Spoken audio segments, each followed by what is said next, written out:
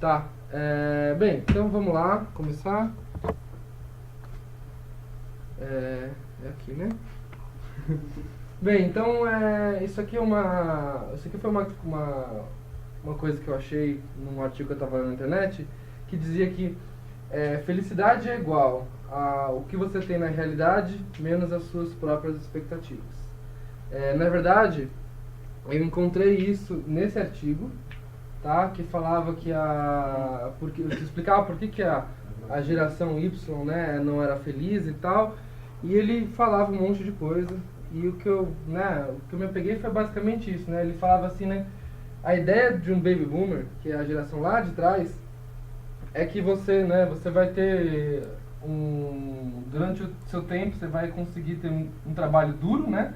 Até que você vai chegar num ponto em que as coisas vão se estabilizar e que esses muitos anos de trabalho duro que vão te levar ao sucesso e que uma hora você para de ter sucesso, mas você mantém o sucesso. Essa é a ideia que tem o baby boomer, né? E que na verdade esse caminho que ele estava fazendo é o que ele esperava, é o que o baby boomer espera, né? E que na verdade a realidade era sempre um pouco a mais do que essa expectativa do baby boomer. E essa diferença aqui que tem é o que trazia a satisfação dele. É o que aí sim traria, né, o que seria a felicidade e então o sucesso dele.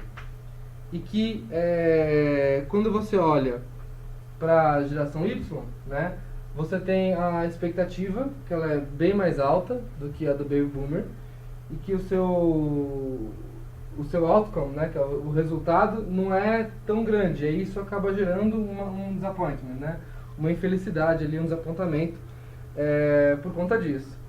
Não é muito difícil fazer essa conta, né? Foi bem simples aqui e tal.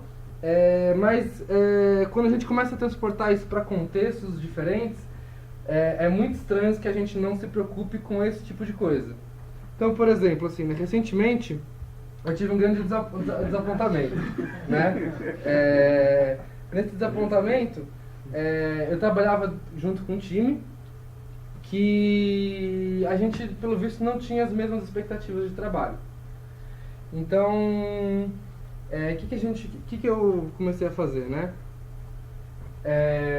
Em alguns lugares usam o termo de contracting para fazer isso que eu fiz. Que basicamente na verdade, quando você vai começar, né, antes de tudo você faz um contrato, que você estabelece quais são as regras do jogo, você estabelece o que cada um espera do que o outro esteja fazendo. E aí a gente, né, faz um contrato e consegue trabalhar junto, né? O problema é quando você não faz isso, né, e você passa por cima disso, e aí você acaba tendo aquele desapontamento, né? Porque o que você espera não é o que de fato acontece. E quando você está com uma ansiedade para conseguir ver as coisas acontecerem, é muito comum você passar por cima de coisas como essa. É muito comum você passar por cima de várias outras coisas, inclusive também. E é muito importante ir com calma, principalmente no começo, porque qual a literatura de facilitação que você pegar, você vai ver que a melhor forma de você fazer uma boa reunião é você começar ela bem. Então, principalmente no começo, que é quando você está mais afoito para fazer as coisas acontecerem, justamente pela dificuldade que é de começar, é quando você deve ir mais devagar, para você poder fazer as coisas bem feitas. Bem, o que é isso daqui? Isso aqui foi uma forma que eu consegui trazer as expectativas sobre as responsabilidades do trabalho e conseguir trazer essa discussão junto com o time. Então isso aqui é um modelo muito antigo, né? Chamado RACI, matriz RACI. Basicamente você tem aqui algumas tasks, né? Algumas atividades e algumas roles aqui, tá? E aí você coloca para aquela task, o que eu fiz no meu caso, tá? Eu não teve um gerente que foi lá e definiu o que aquela role era.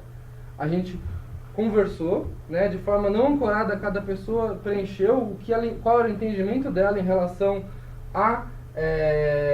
àquele item, certo? E aí eu tenho uma assumption, né, uma dedução de que essa ideia do que as roles têm que fazer não estão equilibradas. E aí quando você coleta as respostas ancoradas e compara ela, você consegue ver se isso está ou não.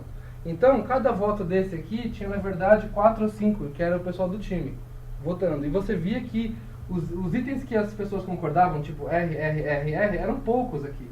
E que a maioria dos itens aqui variavam, principalmente quando você pegava a coluna do Scrum Master. Que no caso eu, que deveria ter feito contracting logo no começo do projeto, eu passei por cima disso para fazer o projeto acontecer e a coisa andar, e acabei não me apegando a isso. A ponto de que no meio do projeto as pessoas não sabiam o que eu deveria fazer ali, né?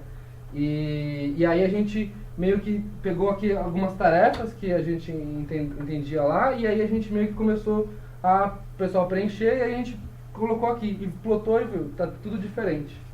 E aí a gente começou a conversar e entender, vamos ver, a responsabilidade de tal pessoa é o quê? A responsabilidade de tal pessoa é o quê? E aí a gente começou, através de consenso, colocar o que cada pessoa deveria fazer. E aí, a gente fez isso através dessa matriz RACE. Isso é uma das formas que você pode fazer. Depois eu continuei pesquisando sobre esse assunto e vi que tem a RACE hoje em dia, que ela inclusive é mais própria para o contexto do Scrum, porque ela tem uma nova role ali, né? RACE, só para deixar claro, né? Não passei, mas é responsible, que é o responsável por aquilo. Os termos em português são muito difíceis para conseguir traduzir o que o inglês realmente quer dizer. Mas o responsável é a pessoa que realmente faz o trabalho, é quem executa o trabalho. O approve não é approve, é accountable, que significa é quem responde por aquilo. Sabe a ideia de delegar? Vou mandar essa pessoa fazer, vou dar autoridade para ela executar, mas se der algum problema, quem vai responder por isso sou eu. Esse cara que é o approve é o accountable, que é o significado do A, é a pessoa que responde por aquilo.